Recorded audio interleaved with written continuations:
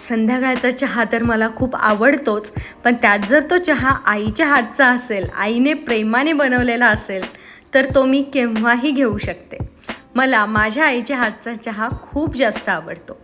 गेले काही दिवस आई माझ्याकडे आलेली. माझी तब्येत बरी नव्हती आणि तिलाही शाळेला सुट्ट्या होत्या, म्हणून मग साधारण 3 आठवडे तरी ती माझ्याजवळ राहिलेली. तिने माझी खूप छान काळजी घेतली.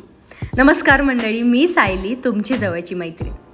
इथे मी झाडं लावते आहे. झाडं लावायला, झाडांची काळजी घ्यायला, झाडांची फुलं पाहायला, घरामध्ये सगळीकडे हिरवळ करायला मला खूप जास्त आवडतं. आणि मला आवडणारं काम मी नेहमीच वेळ काढून करत असते.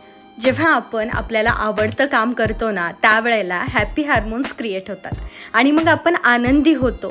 तो जो आनंद असतो तो आपल्याला बऱ्याच वेळपर्यंत पुरतो. त्या आनंदामधून येणारी जी एनर्जी असते ती आपल्याला खूप वेळापर्यंत साथ देते, आपल्याला पॉझिटिव्ह ठेवते. आवडत्या कामासोबतच जेव्हा आपण व्यायाम करतो किंवा बाहेर वॉकिंगला जातो, त्यावेळेला सुद्धा हॅपी हार्मोन क्रिएट होतो आणि तेव्हासुद्धा आपल्याला खूप जास्त फ्रेश आणि छान वाटायला लागतं. म्हणूनच ज्या वेळी आपल्याला उदास वाटेल, निराशा असेल किंवा नुकताच आपण आजारपणातून उठलो असू, तर त्यावेळेला आपल्याला जे आवडतं ते करायचं. किंवा संध्याकाळच्या वेळेला किंवा सकाळच्या वेळेला छानशी अशी बाहेरून एक चक्कर मारून यायची. तुम्हाला माहिती आहे, आजूबाजूची हिरवळ, संध्याकाळच्या किंवा सकाळच्या वेळेला येणारे पक्ष्यांचे आवाज, या सगळ्या गोष्टींमुळे ना आनंदी राहण्यामध्ये खूप जास्त मदत होते.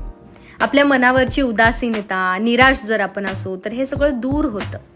त्यासाठी आपल्याला प्रयत्न करावे लागतात आणि मला स्वतःला सतत उत्साही आणि आनंदी ठेवण्यासाठी मी नेहमी काही ना काहीतरी करत असते. आपण प्रत्येकाची काळजी घेतो, प्रत्येकाला काय हवं नको ते सगळं बघतो, पण कधी आपण स्वतःची काळजी घेतो का? मुलांची आपण आपल्या किती काळजी घेतो, त्यांना जे आवडतं ते आपण त्यांना देतो. किंवा घरामधले इतर कोणी सदस्य असतील, आपले सासू सासरे असतील, आई वडील असतील, नवरा असेल, सगळ्यांच्याच आवडीनिवडी आपण किती जपतो, किती मनापासून आपण त्यांच्यासाठी प्रयत्न करतो.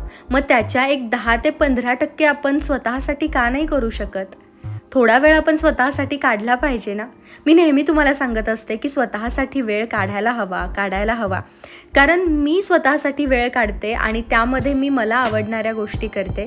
त्यानंतर मिळणारा जो उत्साह आहे, जो आनंद आहे, तो आपली एनर्जी द्विगुणित करतो.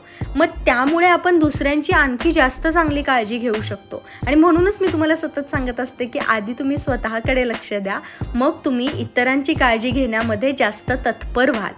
मला घरामध्ये सजावट करायला खूप आवडते आणि म्हणूनच मी इथे काही गोष्टी ऑर्डर केलेल्या आहेत, काही शोपीस ऑर्डर केलेत, जे मी आता घरात वेगवेगळ्या ठिकाणी लावणार आहे.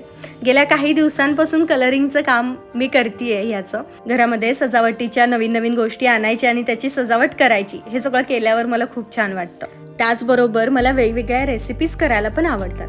म्हणजे सतत मी नाही करत, पण एक आठवड्यातून 2 ते 3 वेळा मला काहीतरी एखादी वेगळी डिश ट्राय करावी अशी इच्छा होते आणि मग त्यावेळेला मी अशा रेसिपीज करत असते. इथं आता मी पनीर सँडविच बनवते आहे. पनीर रोलची रेसिपी मी पाहिली होती आणि त्याच्यावरून मग मी ही एक रेसिपी तयार केली माझी स्वतःचीच. तर जितेंद्र आहे, माझा भाऊ पण आला आहे आणि दोघंही खूप फूडी आहेत आणि मलासुद्धा आज काहीतरी वेगळं खायची इच्छा झालेली, म्हणून मग ही डिश करायचं ठरवतं. आपण जेव्हा स्पेशली स्वतःसाठी असं काहीतरी बनवून घेतो आणि ते निवांत शांत बसून खातो ना, त्यावेळेला सुद्धा एक वेगळंच समाधान मिळतं. एकदा तुम्ही करून बघा. फक्त स्वतःसाठी एखादी छानशी रेसिपी घ्यायची, बनवायची आणि खायची. शांत बसून, निवांत बसून तिचा आस्वाद घ्यायचा त्या रेसिपीचा. बघा किती छान वाटतं ते. संध्याकाळच्या वेळेला चहा आणि त्याच्यासोबत एखादं छानसं पुस्तक वाचायला मला खूप आवडतं. हा माझा हक्काचा वेळ असतो. कधी 1 तासभर नाही जमलं तर अर्धा तास, 20 मिनिटं तरी मी शांत बसून एखादं छानसं पुस्तक वाचते. मनामधले निगेटिव्ह विचार जर आपल्याला घालवायचे असतील तर जास्तीत जास्त पॉझिटिव्ह विचारांचा मारा आपल्या मनावरती करायला लागतो आणि म्हणूनच वाचनाची सवय. आजपासून तुम्ही सुद्धा तुमच्या आवडत्या गोष्टी करण्यासाठी नक्की वेळ काढा.